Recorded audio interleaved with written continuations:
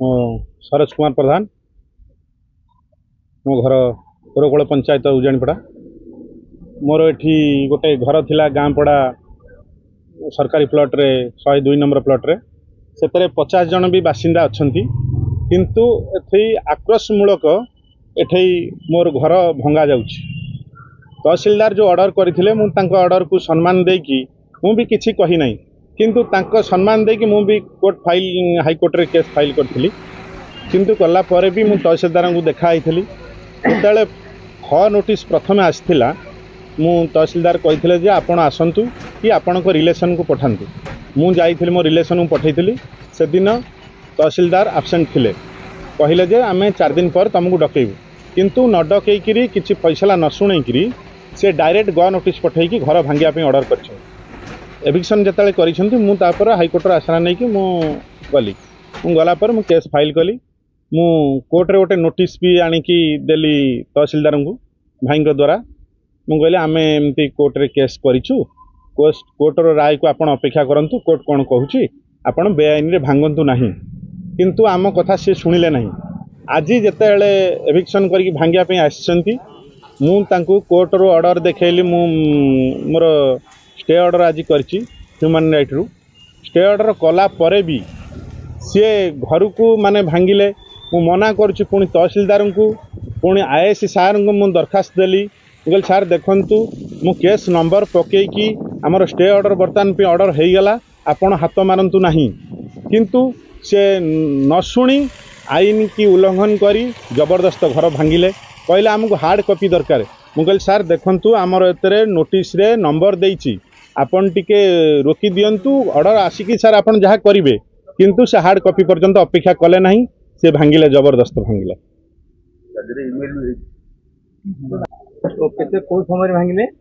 से भांगी छंती 1:35 भितर आरंभ करछंती भंगा आरंभ कले ऑर्डर से आमर हो जाए आम जन भी देचु ता पूर्व 15-10 मिनट पूर्व आम आईएससी की भी जन देलु जे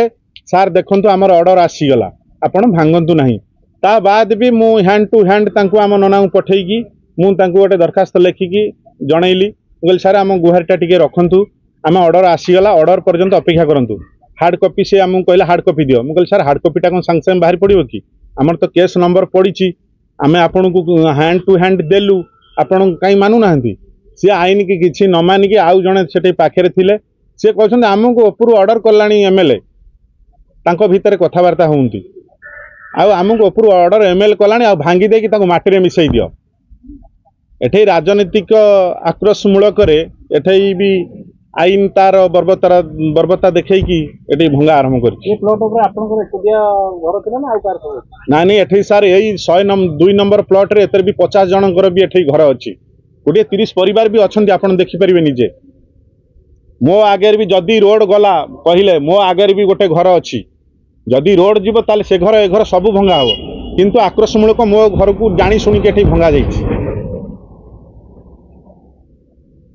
मते हेइथिला मु नोटिस रे स्टेप नेइछि तहसीलदार को भी जनइछि ना आउ काहा को हेइ नै मु कहली सार मते काहे की कले आउ 5 जण काहे न कले ना नाइ नै तुमको आग होइछि मु कहली कोन पे जदि गोटे प्लॉट को आपण आसुचंती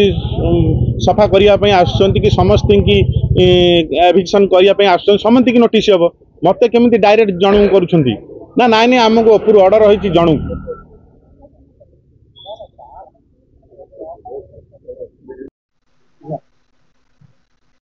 समस्त जय भीम। वर्तमान उत्तर प्रदेश रे आदित्यनाथ जोगी जो बुलडोजर राज से बुलडोजर राज को सुप्रीम कोर्ट ताकू बंद करी एवं ताकू माने कष्ट करथिले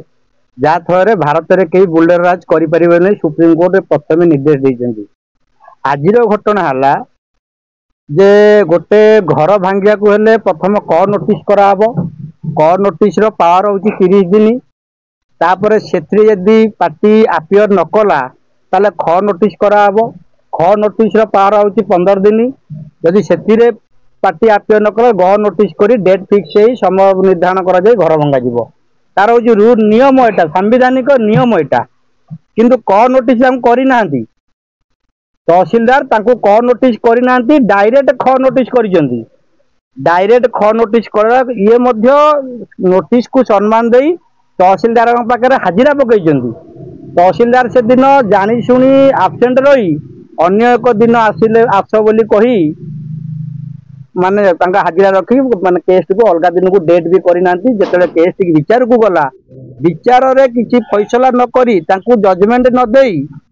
सांगे सांगे गोटे माने तरबरिया ग नोटिस करिसेंती और जो ग नोटिस एक सप्ताह रहा कथा ताको 5 दिन रे भांगी तेणु ये आईन जमती देखिले तांकर बेआईन रे घर भंगा होची ये आईन द्वारस्थ होइचंती आईन द्वारस्थ होया परे माननीय राज्य मानवाधिकार कमिशनर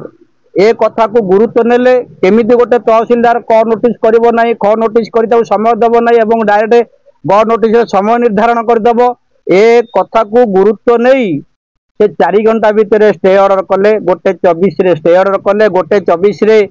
आमर जे एडवोकेट थिले राज्य मानवाधिकार कमिशनर रे तांको व्हाट्सएप रु जाईची आईआईसी की मेसेज तांको व्हाट्सएप रु तहसीलदार को मेसेज जाईची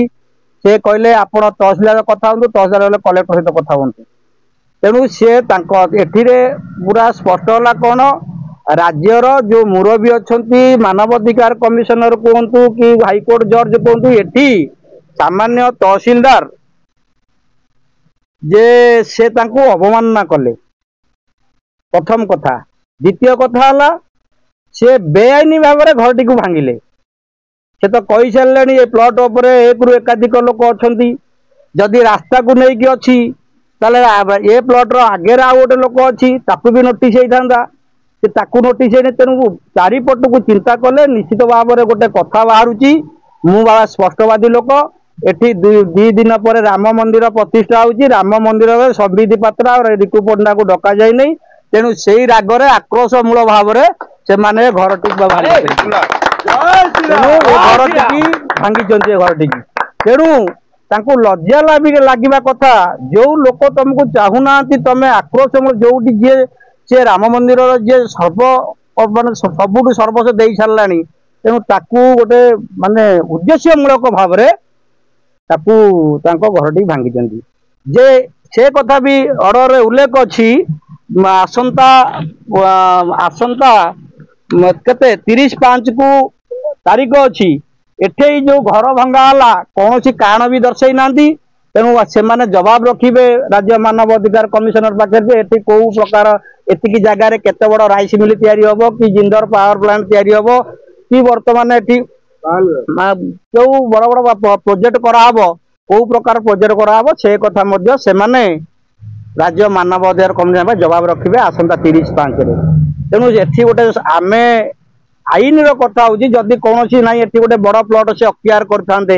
तेणु एटी गोटे बड़ प्रोजेक्ट इलेक्ट्रिक पावर प्लांट हो कि स्टील प्लांट हो कि पेपर मिल हो कि राइस मिल हो सेमती गोटे जगह अक्तियार करते आम ये करूँ तेमें उठ